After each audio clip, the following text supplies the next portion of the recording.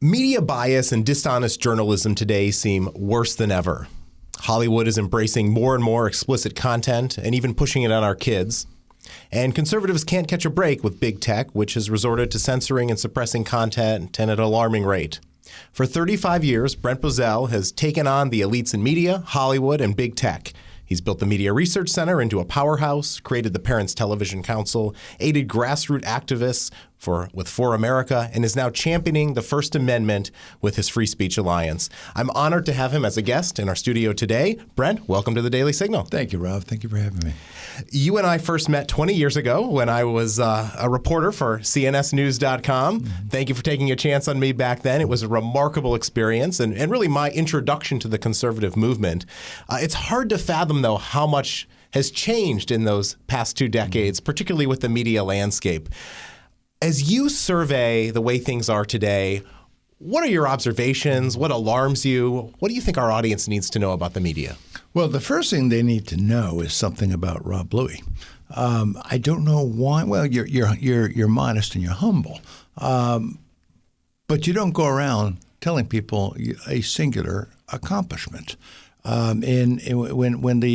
When the Troopergate story came out on CBS that said that George Bush had been doing nefarious things when he was in the National Guard, and it was designed, that being a story designed to derail his presidential reelection bid on October 1st. It was the ultimate October surprise. It turns out that the documents were false, and it was not a typewritten report, as should have been in that year. It was, in fact, a computer printout. And it was Rob Bluey who came out with the very first printed report exposing that. And Rush Limbaugh went all over the air. Sean Hannity went all over the air. Everybody was on it that night. The next day, everybody started peeling away from CBS. And ultimately, the producer lost her job, and Dan Rather lost his, as he should have. But it was you. You had the very first printed report on that. So I start by commending you. Thank you, Brent. To your question, what's happened? Someone contacted me yesterday and pointed out that in the book we wrote about 10, 15 years ago, Tim Graham and I predicted this. We predicted the coming meltdown of the media. And I warned about it because I said, and Limbaugh and I talked about this because I told Rush, watch out, they're going to do this. They're going to come after you. That the media were like cornered rats. We had so exposed them and so peeled off the veneer of supposed objectivity that they weren't going to take it. They were going to do what cornered rats do. They were going to go for the jugular. And here you go. The thing we didn't predict, Rob, was just how far to the left the Democratic Party would go. And they are at the tipping point of it. They are the tip of the spear of this uber radicalism. Well, we didn't see that coming. So that's where they are today. It makes you rue the good old days of Dan Rather and Yeah, Tom sure. Brokaw. Sure. Well, that's how bad they've become. Well, take us back to 1987, because obviously it did look very different then. And one of the biggest changes that I have observed, and you obviously have been part of this, is the conservative media and the growth that we see today. I mean, starting with cnsnews.com in 1998, one of the first digital-only conservative platforms. But today, I mean, if you're coming out of college as a conservative journalist, you have so many options that you can go to. So go back to 1987. What did we have? You had ABC, NBC, CBS. There was this upstart CNN, but it just wasn't a blip on the scene. You had the Washington Post, you had the New York Times, the LA Times, you had AP, you had UPI, the magazines were Time, Newsweek, U.S. Business, World Report. What did every single one have in common? Every single one was left-wing. There wasn't a single conservative outlet out there. If you wanted to tell your story, how'd you do it? You could do it one of four ways. You could give a story to Human Events with a circulation of about 35,000 that came out once a week. So by the time they published it, the story was come and gone. You could give it to National Review, which had a bigger audience, maybe 65,000, but it published once every 2 weeks. So the story was way gone. The third one was Paul Harvey, who would do a commentary from Chicago, and he was fantastic. But that was just Paul Harvey by himself. The fourth one, I guess, is you could roll up a piece of paper and put it in a bottle and throw it in the ocean and hope that it made its way. Or you do direct mail, and you had no. It's kind of freaky to think back then. How could a conservative have been elected to anything when we hadn't a form of conversation of communication? So Rush Limbaugh, up until the point he died, gave us credit for his show, which is silly. Rush Limbaugh, I think, gets 100% credit for his show. But this is what he meant, and this is where he was right. I was asked when we started the organization by a potential donor. There were three of us meeting in this old beat-up townhouse, and we had 7 employees. We had two desks, but we did have 7 phones, and we had a black and white TV and a random computer. And she said, "Who do you think you are?" Good question. We were going up against a multi-billion-dollar industry. And I suggested that there were 2 reasons she needed to support us. One was because the media played a role with everybody and every issue. And so long as our movement had prime stake ideas, but it went through the grinder and came out raw sewage on the other end to the American people, we weren't going to win the public policy debate. So we had to do something about that. Secondly, that I believe that the media had an Achilles heel, and that was credibility. If we could get the American people to understand what the media were doing, then if we believe in market economics, we would create an opportunity for others. At that time when we started, Rob, 75% of the American people believed the media were objective. And by the way, objectivity doesn't exist, but they believed it. So Rush pointed to that because we were able to expose the media, there was a market demand for an alternative to Dan Rather. And I used to tease him that every night you need to get on your knees and pray to Peter Jennings, to the ghost of Peter Jennings, for thanking him for getting you a job. But that's what we helped create an atmosphere, But then others took over, and the Rob Louis took over, and the Rush Limbaughs took over, and it's been tremendous from that standpoint. How can conservatives today hold the media accountable? And where should they go to get truthful information? Okay, let's start with the latter first. I don't think there's one single place to go. I worry so much about our bifurcated society today. With social media and the internet and Google, there's more information at our fingertips than at any time in human history. All you have to do is ask a question with with one click of Google, and there's your answer. But the paradox is that we are now dumber than ever because we don't seek new information. We simply look for cliff notes of cliff notes. We go on Google, we press the first thing, we read the first paragraph, boom, we're wise. No, we're not. That's all we know. And the problem on that score is that we are dumbed down. We instinctively, conservatives will instinctively go to Fox. A liberal will instinctively go to MSNBC. And I think that where conservatives are concerned, do that, but then go to the BBC. Go to CNN. Go to enemy-occupied territory. Find out what the other side believes and what the other side is saying. Every once in a while, I like BBC, as left-wing as they are, and they are, but they do cover more news than anybody stateside. And I do recommend go to those kind of sites. Get a deeper understanding of the news instead of the meatball surgery forensic knowledge. We have to go deeper. So what do you do about media bias? Everyone needs to expose them in their human interaction at all times, and it can be done. If you're on Facebook, you have lots of people that you connect with. Remember, most people that you connect with don't feel the way you do about the world, but they respect your opinion on the world. There's a study that was done that showed that if you are an American corporation and you advertise on Facebook, you have about a 14% a believability rate. Only 14% believe in that Ford truck. The rest really don't care, don't pay attention. If you put that exact same commercial on Facebook, ad on commission, the believability goes up to 76%. Why? Because it's peers sharing information. If I send you that, if it's just out there, no.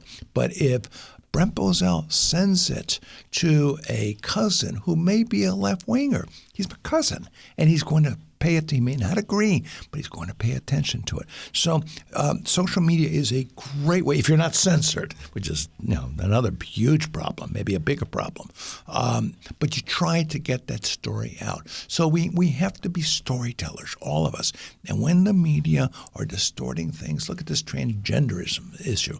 Look what they're doing to it. Talk about it. Don't be afraid. Talk about it. Remember, at all times, overwhelmingly, the American people on virtually every single issue are with us. Well, thank you for bringing up the importance of social media. And you and I have sat in meetings with Mark Zuckerberg, and we have been strong advocates for free expression and free speech on these platforms. I think we've seen how conservatives have been able to expand their reach as a result of social media. However, it seems that the social media companies have decided that their embrace of free speech is now secondary to their desire to control the narrative, to control and censor and suppress conservative voices. What was the turning point for big tech when they turned against us as conservatives? I think I know when it was. The last 4 presidential elections have been decided by social media. That's the power of social media. Barack Obama used Facebook to great success in 2008. In 2012, he doubled down, spent even more resources on Facebook, won re-election. In 2016, Donald Trump won the presidential election using Twitter. And that was the point where they said in the best Roberto Duran voice, no mas. They were not going to allow him to win re-election. And that's when you saw the censorship begin. The key point being, Rob, if you can censor the President of the United States, you can censor anybody. And once they got away, he was officially censored. What people don't realize is before being officially censored, he'd been censored 265 times. And we looked to see how many times Joe Biden was censored in that time period. Not once. So what is it that makes them think that they can do this? And Rob, this is key. People have to understand. They believe their censorship is a virtuous thing. These are companies that do not see themselves as American. They call themselves members of the global community at all times. So what does this global community believe in? They believe in a European form of socialism. In this form of socialism, you put virtue first, freedom second. In our society, we have the Constitution first, and then virtue, the application of it, second. They see it just the other way around. They see virtue more important than freedom. What's virtue? Virtue to them is everything we're against. They see it as a virtuous thing. The Constitution to them is irrelevant. It does not exist. Hence, banning guns is a good thing because they don't believe in the Second Amendment. And more importantly, Rob, free speech, censorship is a good thing in their mind's eye because they don't believe in the First Amendment. That's the secret sauce here. So you've got an entire industry that understands the incredible. It is more powerful, Rob, than any corporate industry in the history of man. Think about the robber barons. Think about the railroads. All that stuff. That's tiddlywinks compared to the power of Silicon Valley. Oh, Three companies are sitting on $1 trillion cash. Where's the market competition? Apple wants something, it eats it. You don't need an apple, Apple eats you. They're that big, you can't compete against them. And let's talk about one of the real-life consequences of that. So one of the most egregious cases of censorship came another October surprise, if you will, ahead of the 2020 election. Miranda Devine at the New York Post has a major scoop on Hunter Biden and the corruption in the laptop and everything that was associated with that. Twitter and Facebook and other platforms immediately decided that the story needed to be suppressed. Their audiences couldn't see it. It was, I think, of all things, and you have polling to suggest that this could have influenced the outcome of the election. It absolutely did. So what is your take? In recent days, the New York Times and other news outlets have come out and now acknowledge that it's true. Are you surprised by this acknowledgement? And what are your general thoughts on the Hunter Biden story at this point? Okay, so the Hunter Biden story comes out. Now, if this had been, you just ask the obvious. If this had been Don Jr. with a laptop, what would the media do? If in there they're talking about all these deals and he's done cocaine and he talks about cutting a deal with the Chinese government, with the communists, and they're going to hide 10% for quote unquote the big guy. And if this had been Don Jr., there'd have been no question who the big guy was. Well, you have all of this come out. And here's the key, Rob. No one in the Biden campaign ever denied it. No one on the Biden family ever said this wasn't true. That tells you everything you need to know. So what was the media's reaction? What was social media's reaction? Facebook. These people do all this underhanded stuff, and they get caught all the time. In this case, Facebook announced they were suppressing it. Twitter just shut down the account for the New York Post, and then started shutting down people who would talk about the story. So they suppressed it. The media had nothing to say. I think there was seconds that they applied to it. That was it. So what was the real world consequence of this? We took a survey after the elections. It was a fascinating and disturbing survey. It was 1,750 people, so about as accurate as a poll as you can take. We went into the 7 battleground states: the Nevada, Arizona, Florida, Georgia, North Carolina, Wisconsin, Pennsylvania, Michigan. Those were the battleground states. We put a series of questions to Biden's voters. Did you know? And then we asked them, to those who did not know, had you known, would you have voted for Biden? Rob, it was frightening. On every single issue, it was 35, 45, 50.5% of the of Biden's voters had no idea that America had become energy independent. 49% had no idea that Biden had won, that Trump had been nominated for 3 Pulitzer Prizes. In every case, we then took the 4%, whatever the number might be, of percent who said they wouldn't have voted for Biden. We put it across those states, and Trump over and over and over again won 6 of the 7 states, 295 votes. Then we got to Hunter Biden. We asked, did you know about Hunter Biden? Now, every conservative knows everything about Hunter Biden. We asked Biden's voters, Rob, I think it's 47%, thereabouts, of Biden's voters had never heard of Hunter Biden. If you go to CBS, it was never reported. If you go on Facebook, it wasn't allowed. So that was suppressed. There were almost 50% of Biden's voters had never heard about it. So then we said, this is the story. Not passing judgment. This is the story. Would you have voted for Biden had you known? 9.4%. Almost 10% of Biden's voters in the swing states said they wouldn't have voted for him. We then put that 9.4% across every state, the 7 states. Again, Nevada, Arizona, North Carolina, Georgia, Wisconsin, Michigan, Pennsylvania. Donald Trump would have won with ease every single state, 311 electoral votes, a landslide. That is what was the consequence of censoring a story. Yeah. And so the New York Times comes out a year and a half later. Whoa, whoop-de-doo. Thank you so much, New York Times. And yet, And yet, even when the great lady, that font of wisdom where the rest of the media are concerned, come out and say it is true. And there's an incredible scandal here that is 1,000 times worse than Watergate, 1,000 times worse than anything else you've seen. You're dealing with you got the Sun going, piggybacking on Air Force Two rides and making billion-dollar deals with the communist Chinese, with 10% of it going to the big guy. The last we checked, as of several days ago, it's been 265 days since ABC, NBC, or CBS have mentioned the word Hunter Biden. Wow. They still aren't covering it. Yeah. That's why it's so critical, the work that you do, not only at the Media Research Center, but the Free Speech Alliance to bring these issues to the forefront. Brent, one last question for you before we wrap. You've written several books over the decades, all of which have really exposed media bias and brought the spotlight on issues that too often don't get the attention they deserve. But your most recent book is quite different. It's called Stops Along the Way: A Catholic Soul, a Conservative Heart, an Irish Temper, and a Love of Life. It's a personal story about your own life. Tell us what inspired you to write this most recent book.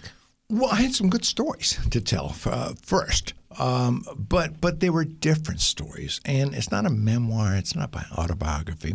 It is a series of true stories. But what I'm hoping to do is to take the reader back not just to the good old days, but to an extraordinary world of possibilities. I think, Rob, we're not dreamers anymore. We are so concerned with the here and now, and as we should be, because I think this country is very much teeter-tottering, and I think we're very much at an existential moment. But yet we need to be dreamers, too. We need to think about the world of possibilities. And I take you to a world of possibilities where people have read it, and I cannot tell you how many comments I've gotten back. People are writing me from all over the country, either telling their story or telling something that affected them. The second part of the book is more political, telling stories there. And I do tell a story, for example, of a person who I imagine 99 out of 100 conservatives have never heard of. And yet, without him, arguably, there would have been no Reagan Revolution, and you've never heard the name. And I worked for the guy.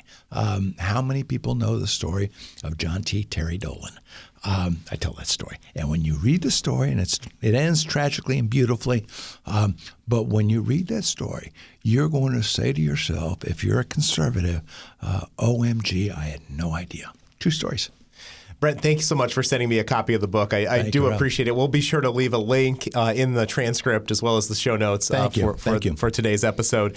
Thank you for what you've been doing, not only as a conservative leader, but exposing what's going on in big tech and the media. We are certainly grateful for it and look forward to keeping in touch. Rob, thank you for everything you're doing.